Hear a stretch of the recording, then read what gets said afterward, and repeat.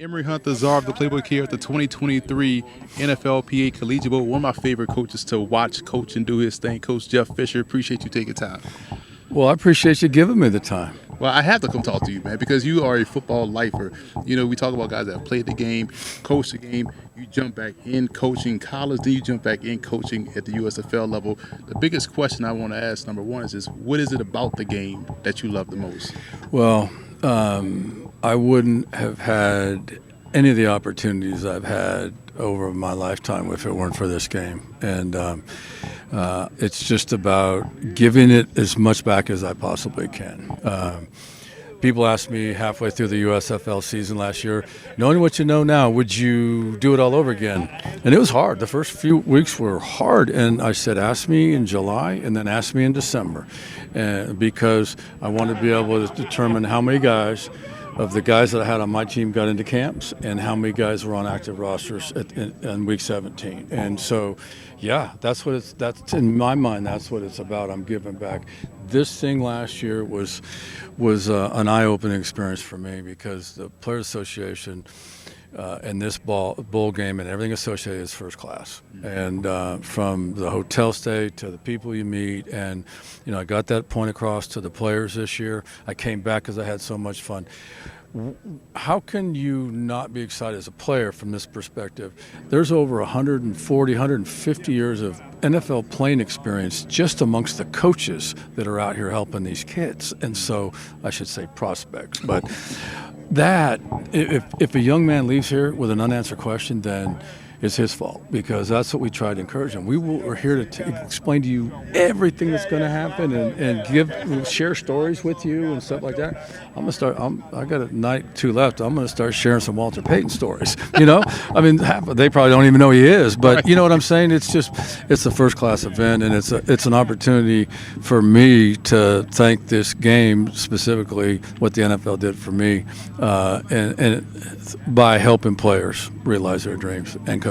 Now, the mark of a great coach is how well his team and his players get over the course of time.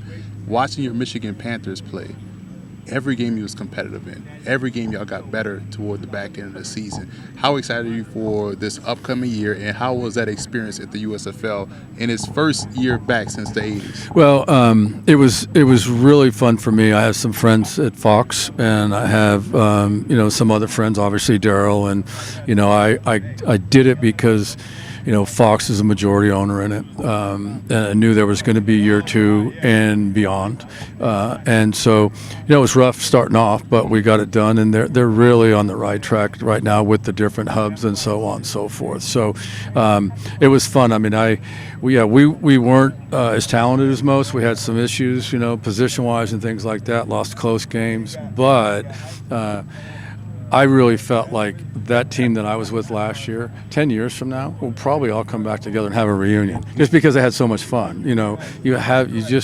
This game should be fun, and that's what I've tried to impress upon the coaches. They understand, but more so the players. Just have fun. Don't worry about the mistake, and don't lose sleep tonight because you got beat in the pass rush. Just correct it and go on, have fun. We noticed how much fun you were having throughout the course of the game. And we talk about fun because you have to have fun playing this game, because you can't not fake the funk when you're out there. Is this because you have the NFL, USFL, XFL is coming back, CFL is still doing this thing, European League of Football as well? Is this the best time to be a college football player coming out? Oh, there's a lot of options. Yeah, there's a lot of stuff going on. And the other side of that is there's a lot more information out there. So what that does is it just expands your list of prospects. And it's harder. There's a bigger list to choose from, so it makes the NFL scouts' job even that much harder. But yeah, there's a lot of stuff going on out there, and over time you meet people that have coached at Europe and went over and coached for a couple weeks in China, or went over and these are older coaches, and what an opportunity for them to take advantage of what they did for a living, ease into the semi-retirement phase in their lives, and travel and coach. It's really cool. It's not, I have not met anybody that would look down on that or anything. It's like travel and see the world and go coach in a different country for a couple months is, to me, that's that's on my list ahead, I hope. Coach, last question for me, I promise. It's always about the game coming full circle. My college coach still marvels at the fact that I'm doing this, talking to coaches and talking to players, something I didn't think I would be doing. To see your former player, Eddie George, out there coaching college and now coaching here as a head coach, how rewarding is that for you? Well, it's great. I had I don't want to take much credit, but Eddie reached out to me, when he was contemplating it, and we spent weeks, and he thought I was going to tell him no, he was crazy.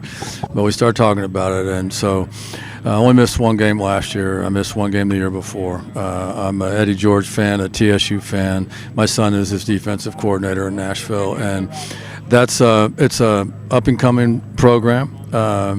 We did a spin-off of that my experience with Tennessee State and the HBCU is that I hired the top HBCU offensive coordinator last year in this game, and now I have a top 5 here this week. And so, we want to give that game and give them the recognition, and what better place than to do it, on this platform. Coach, thank you again for taking time, and I'm a big fan of yours, and I wish you the best luck moving forward. Well, thank you. Appreciate it.